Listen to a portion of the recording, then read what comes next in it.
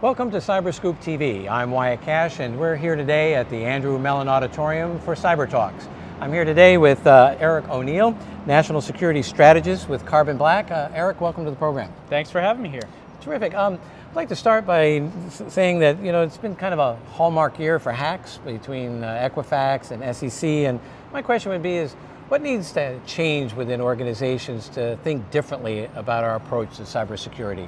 Well, the first thing is we have to get away from calling them hacks. We need to call them breaches. We need to get away from the idea that these are hackers, which gives you the suggestion that they're isolated individuals who are trying to brute force machines, kind of old 1980s and 90s stuff. That's not how it happens today.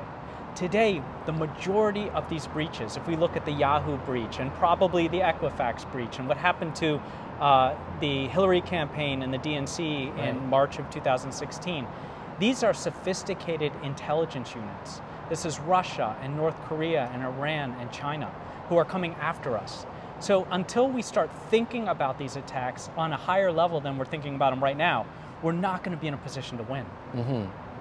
Well, and generally speaking, the response has been reactive. What tips do you have that organizations can take steps to be more proactive in their response to these kinds of threats? Right, so threat hunting is incredibly important, and many organizations don't engage in threat hunting. And what I mean by that is, instead of just trying to build a wall and defend yourself, even if you're doing good things like endpoint defense, you also have to actively look for threats. Otherwise, you might miss them.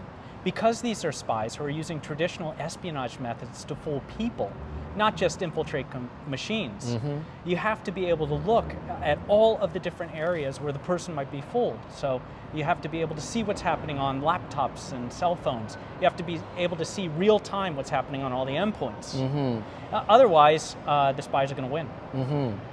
Well, let's talk about workforce for a bit. There's certainly a shortage both in government and even in the commercial market for the right kind of talent. What are organizations, or what can they do differently to attract, retain, and grow cybersecurity talent? Well, that starts with education. I speak to a lot of high schoolers and college students, and they always ask, how can I get into your business? Or how can I get into cybersecurity? Or sometimes, what can I do to make sure I get a job? Because kids are worried about it.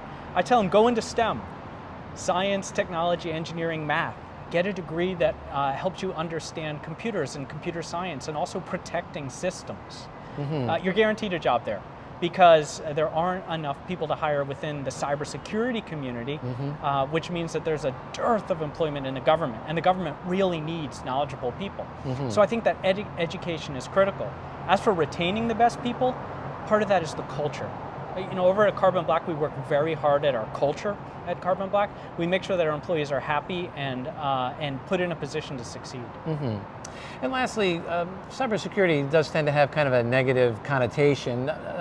What would you say is some of the more positive or exciting things that you see about the cybersecurity field? Yeah, I see cybersecurity as very cool.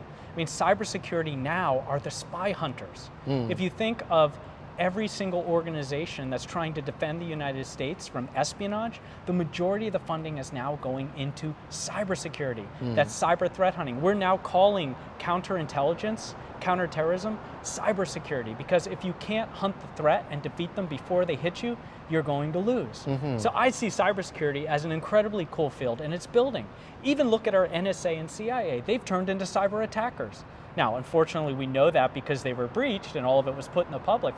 But if there are no hackers, there are only spies, and hacking is nothing more than the evolution of espionage, then the spies are attacking computer systems. Our spy hunters have to know how to defend them. Well, Eric, thank you so much for taking time out of CyberTalks to come talk to us. Appreciate that. Thank you. Great. Look for more of our videos on our YouTube channel, and of course, more of our cybersecurity coverage on cyberscoop.com. I'm Wyatt Cash. Thanks for watching.